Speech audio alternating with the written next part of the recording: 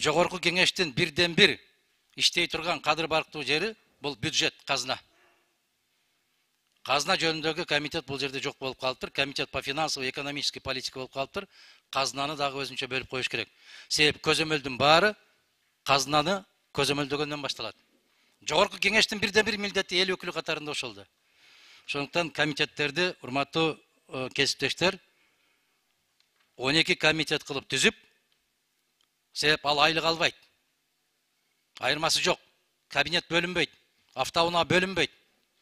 Бирок иштеш керек, адамдарды иш менен жүктөш керек.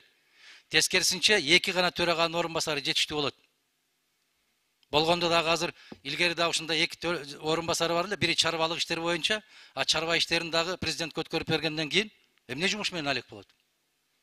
Бир төрага калыш керек, төраганын орун басары калыш керек чарбалык маселелер боюнча, экинчи орун басары болуш керек мыйзамдын кабыл алуу же мыйзамдарды иштеп чыгуу боюнча бир орун басары болуш керек.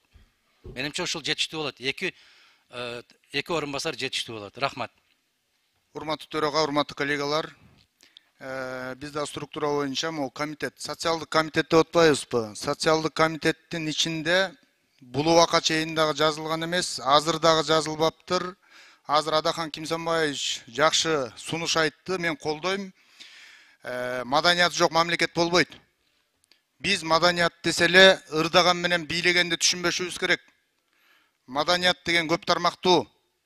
Маданият чындап айтканда биздин өлкөнүн экономикасынын эң башында турган маданият болот. Эгер биздин өлкө агрардык өлкө, биздин өлкө туристтик өлкө боло турган болсо, маданиятыбыз жок болсо бизге эч ким келбейт. Туурабы? Ошондуктан мынакей азыркы комитет, социалдык комитетте социалдык политика, образование, наук, здравоохранение деп атат. Маданият деген, культура деген жок. Ушуну кошуп коюшубуз керек. Биз муну буга кошпой, жанагы Адахан Кимсанбаевич айткан маселеде маданиятты өзүнчө караганда анан биздин маданияттуулугубуз өсөт. Биз, урматтуу туугандар, ушунча убакыттан бери көчөгө жазалган төңкөрүштөрдү көрүп келатабыз. Көчөгө жазалган төңкөрүштөр эмнеден улам келип атат? Жан дүйнөбүздүн жардылыгынан келип атат.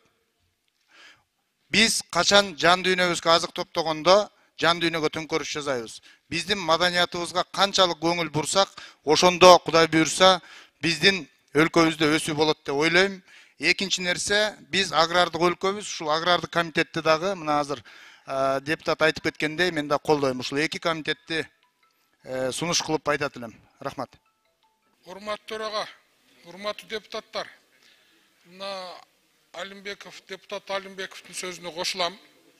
Биздин мамлекет айыл чарбага басым жасаган мамлекет. Жакында өкмөт башы айтып атпайбы, урук алып келебиз, жаңы урук миллиард сомго, 10 кластердеги өзүбүз 3-4 жылдын ичинде камсыз кылабыз деп. Ошон үчүн айыл чарба менен экология өзүнчө бир комитет болуш керек. Муну кай жерге кошолун билбей, айласы жоктон алып барып архитектурага, транспорт, коммуникацияга кошуп коюптур. Мунун эмне тиешеси бар аяк менен?